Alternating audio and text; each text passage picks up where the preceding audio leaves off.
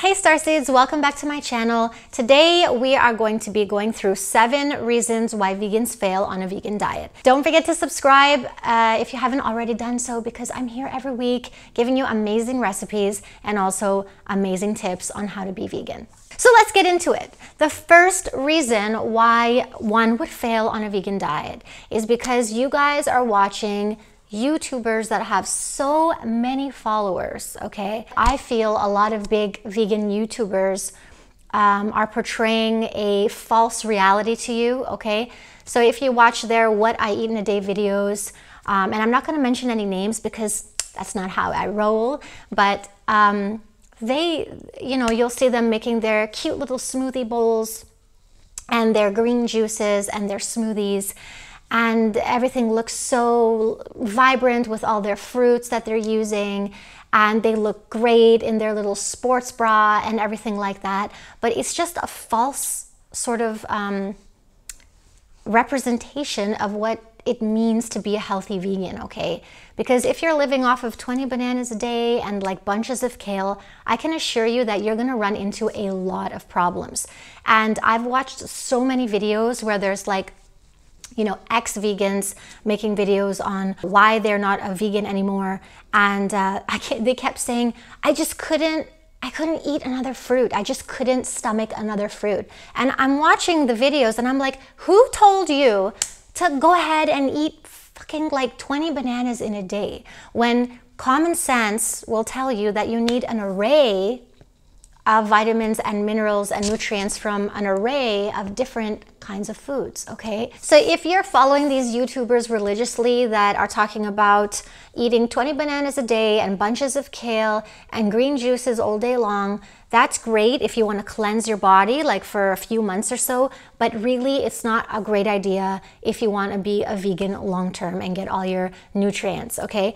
Also, these vegan YouTubers that portray this kind of lifestyle, you'll notice that they don't even talk about nutrition. They don't even talk about what nutrients you need as a vegan in order to be a successful vegan, okay? And this really fucking annoys me, like, okay, because I understand they're contributing in their own way to the vegan lifestyle, but at the same time, they have to understand that a lot of vegans like you and me are failing because they're just portraying this false reality to you. So if you're following any of these big YouTubers religiously, please just reconsider and just try and think logically about it, okay? So the second reason is that you've fallen into the trap of trendy diets, okay? What I mean by that is gluten-free, grain-free, low-fat, high-carb, raw. You don't need to put yourself in a box, okay? Guys, we're vegan. We've already excluded a lot of food groups, okay?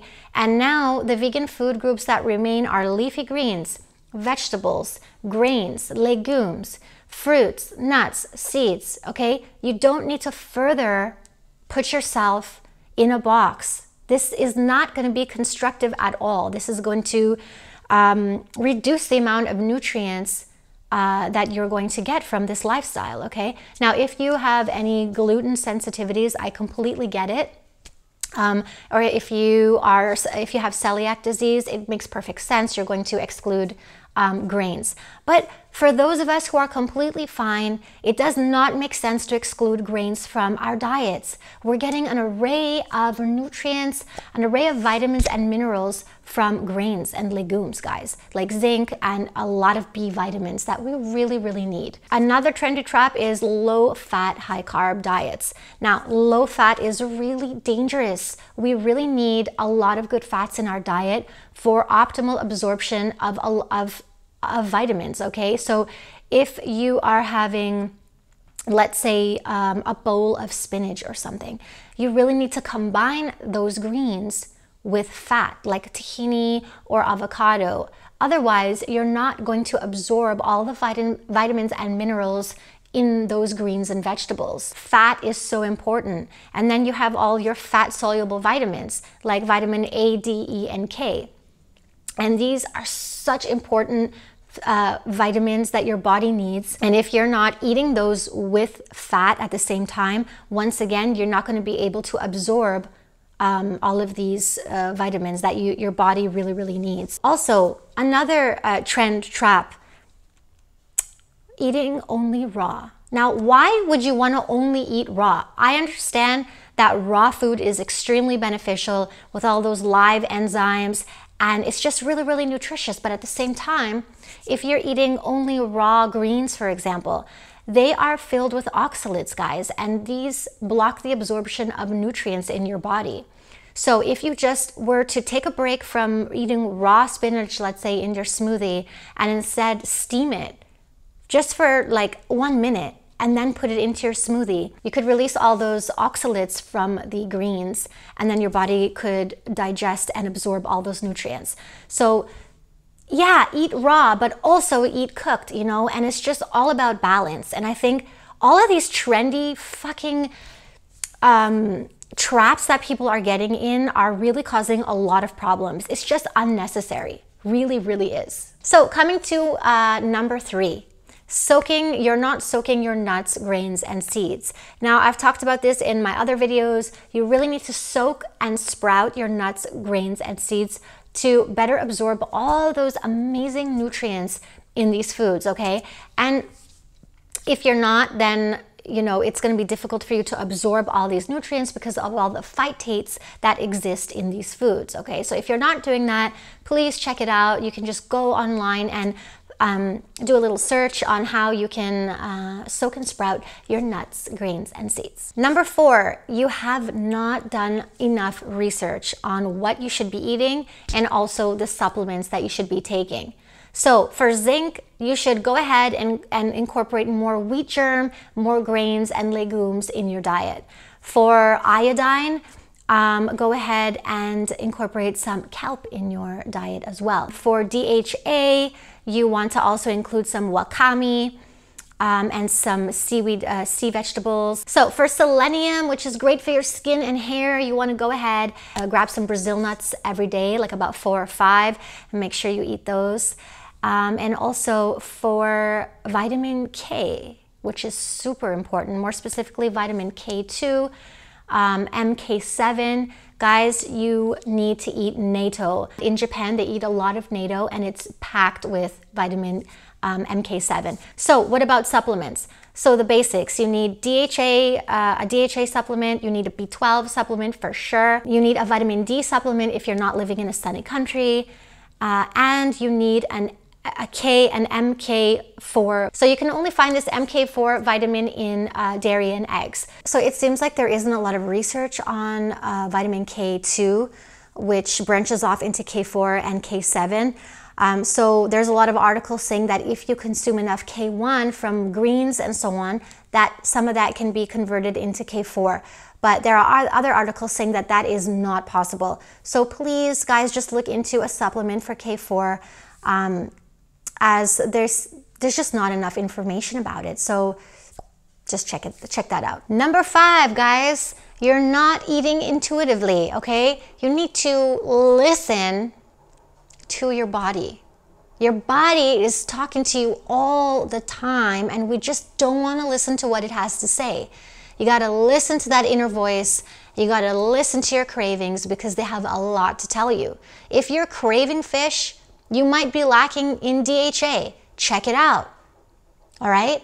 Listen to your body. What's good for somebody else might not be good for you, okay? So you don't want to just be following other people's diets and ignoring what your body is trying to tell you. Don't forget that people have different absorption rates. Your genes are different. Your gut flora is different. And all of this has to do with, you know, what foods are best for you to eat and how you're going to react to a vegan diet or to any diet for that matter. Number 6, guys, when was the last time you had a blood test?